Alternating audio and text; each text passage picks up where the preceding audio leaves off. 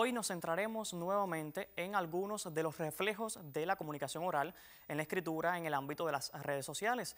Para ello, como es costumbre, nos apoyaremos en lo que establece al respecto el libro de estilo de la lengua española, una obra panhispánica publicada en 2018 por las Academias de la Lengua Española.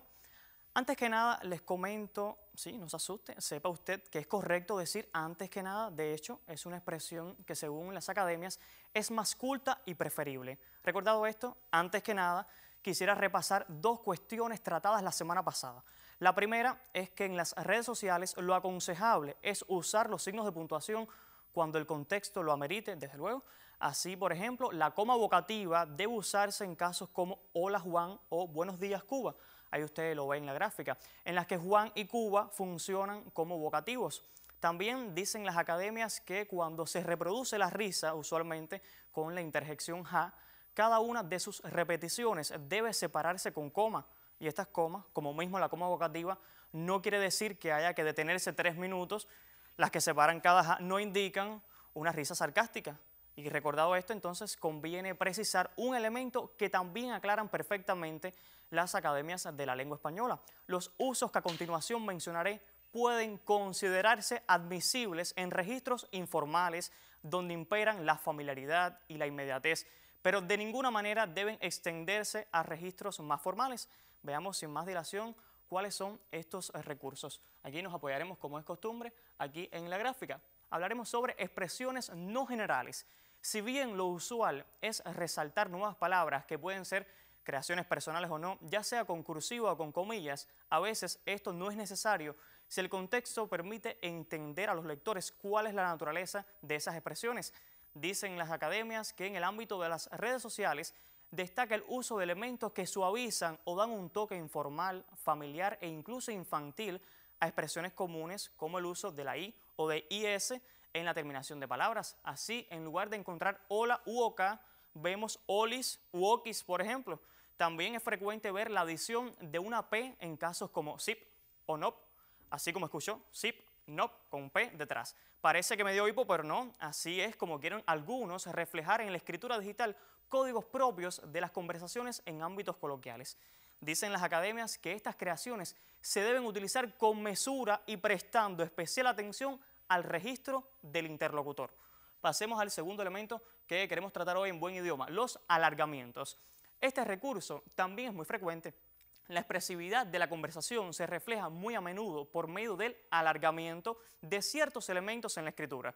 Se alargan vocales, por ejemplo, y cuando esto sucede, conviene recordar que si la vocal llevaba tilde en un inicio, este acento gráfico debe trasladarse también al resto de las palabras, como usted ahí lo ve en la gráfica. Esas vocales acentuadas también deben mantenerse con su acento gráfico. Pasemos al tercer punto que queríamos tratar hoy, es la repetición de signos.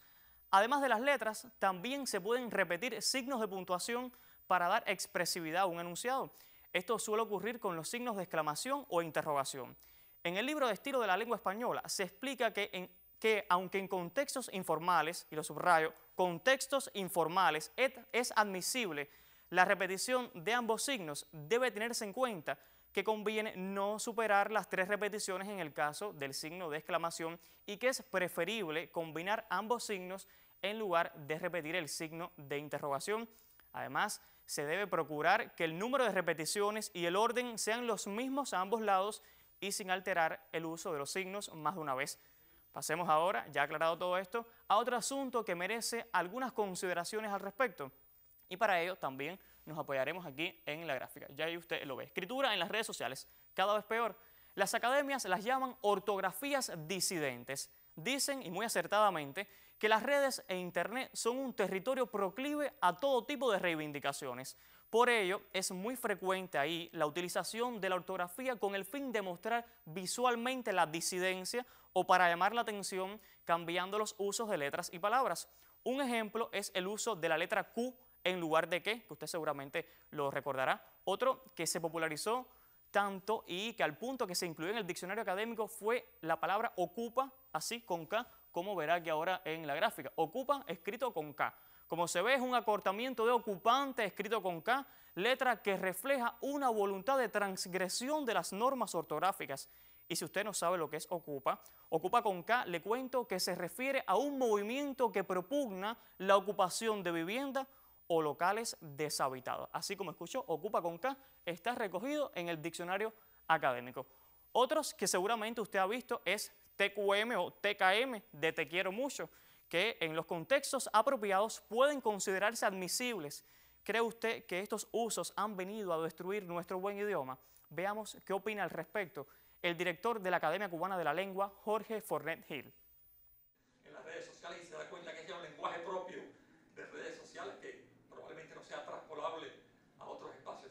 Y bueno, eso forma parte también de su manera de ser. Seguramente, como en toda la aparición de toda nueva tecnología, por un lado empobrece y por otro enriquece. Y la idea no es sancionar, hay que, digamos, encaminarlo, entenderlo, sin por ello estar tratando de pelear contra lenguajes propios de las nuevas tecnologías, que sin duda modifican nuestra manera de leerlo. Hace poco leí algo que dice, no es falso que los jóvenes lean cada vez menos, los jóvenes siguen leyendo muchísimo, pero siguen leyendo muchísimo en otro espacio que no es el del libro tradicional y ni siquiera en la pantalla de una computadora, se lee de otra manera. Lo que hay que tratar es que esa manera no sea empobrecedora.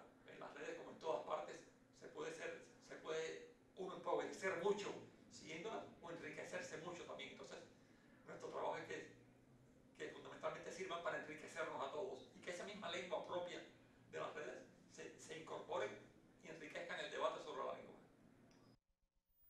Por último, les recuerdo que las academias también precisan que en la escritura en Internet a veces abunda la mezcla de etiquetas, mayúsculas, la combinación de mayúsculas y minúsculas, emoticonos, emojis y enlaces, que no links, en algunos de los mensajes que vemos en las redes, lo que transmite una imagen ruidosa, pobre y seguramente poco eficaz, así tal cual lo dicen las academias. ¿Usted está de acuerdo con este criterio? ¿Qué cree sobre el uso de emojis y etiquetas en las publicaciones de las redes sociales? Coméntenos a nuestro correo electrónico, déjenos saber sus consideraciones sobre este tema y otros que les resulte de interés. Recuerde que la dirección de nuestro correo es consultas@buenidioma.com. Como siempre, puede enviarnos de igual forma todas sus dudas ortográficas, léxicas y gramaticales. Con gusto las responderemos lo antes posible. Y quien dice el correo electrónico también dice nuestras cuentas en las redes sociales. En estos días que hemos tratado el tema de la escritura en Internet, muchos se han sumado a la familia de Buen Idioma, sobre todo a Facebook. Recuerde que ahí también estamos en Facebook. Búsquenos, la página es @buenidioma.